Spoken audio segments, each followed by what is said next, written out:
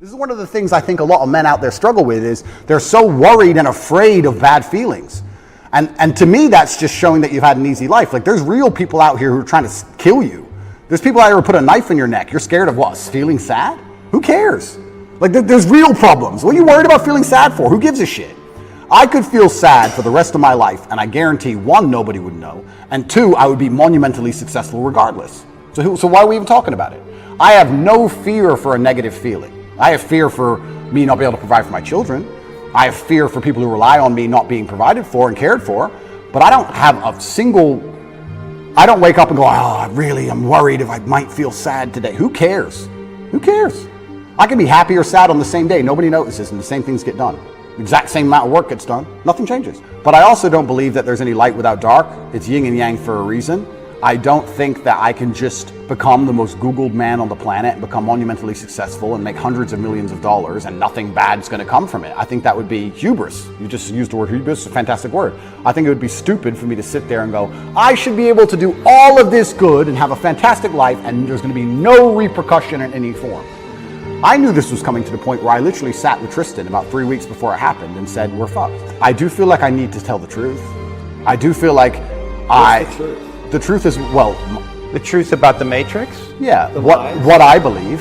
And I do believe that I have a responsibility because of my massive platform. Yeah. And I do believe that the responsibility is for me to do my best to educate people in a way that's going to make them happy. Mm-hmm.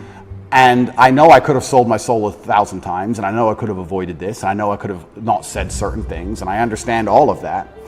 I wasn't looking for a war this large. I wouldn't say I was looking for it.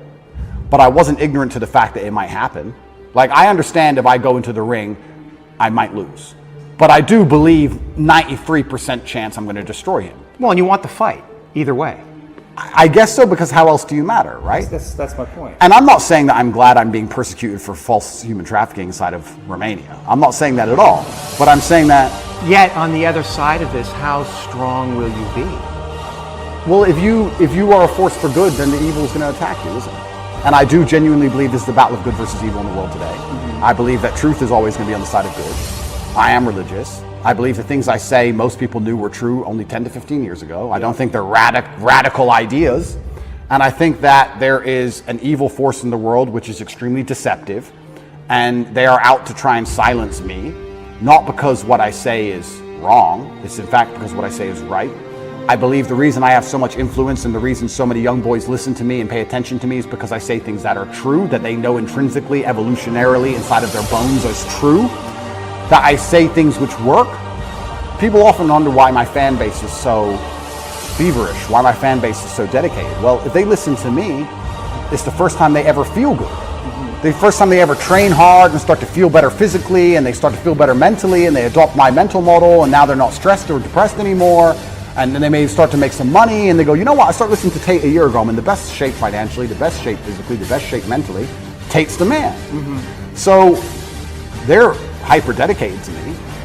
And yeah, I mean, there's going to be a negative to that. I want to make something clear. I've been brutally aware of the fact that all of this might blow up in my face for a very long time. I've not been ignorant to that. And I think that's why jail didn't cause me pain. Because I wasn't in jail like, how did this happen? I was in jail thinking, they got me. I knew it. They've been after me for a long time. Mm-hmm. I knew they were coming. And I don't know if that's a coping mechanism, but I was saying on every single podcast before I went to jail, they're going to try and put me in jail. I knew it. Right. You said that there's a light and a dark. Is there darkness in you? I mean, there must be. There's darkness inside of everybody. Right. And do you know that part of you? Are you in relationship with it? Do you think about it? It's a good question. First, I have to identify what would the darkness in me be. Well, let me present something to you. And I have a lot of female clients, but one of them said, "Well, you know, Andrew he's out there saying that he's helping all these young men, but in the beginning, he made his millions in some level exploiting these very men." I don't think I exploited the men. I think I exploited. Maybe I did exploit the men, but let me change my answer. I don't think me not exploiting them would have prevented them being exploited. I think these men were out to be exploited regardless, whether I did it or not. So, but you can see how that sounds cynical to somebody where you say, well, they're going to be exploited anyway, so I'm going to make money off them. And once I make money off them, I get this platform, then I'm going to champion them. Completely. I mean, I guess that's probably one of the most logical arguments against me I've heard. Then we have to argue whether I was really exploiting them, which is another argument, right? Because a lot of these men, the only reason they didn't kill themselves is because they had an online girlfriend. Sure. So I actually think that webcamming and girls as a whole is closer to therapy than it is porn. Truly, these men are completely miserable, and the only joy they have is longing to have. So I don't think I did exploit them. The reason I said the fact they were going to be exploited anyway, it's very similar to having an alcohol store. Let's say there's 3 alcohol stores in a row, and all of your customers are alcoholics. Well, if you close your alcohol store, wow, they just buy it at the next store next door. They're still going to be an alcoholic. You're not saving anyone's life. But I don't think I necessarily exploited. I didn't see myself as exploiting them or exploiting the girls. I don't think that. I think it was a business opportunity, and I approached it the way I approach everything, which is extremely professionally, and I got good at it, and we had a very successful company. Everybody was happy, including the men at home and including the women who all became millionaires. I've turned more women into millionaires than I've turned men into millionaires. Life is hard sometimes. Life is not always easy. Life is not easy at all. You will fail. You will likely fail often. There's going to be challenges. You're going to get beat down. At times it will test you to your very core. That's the way life is. There will be seasons where we will suffer. And the question is, how will you respond in those moments? At some point, everything's going to go south on you.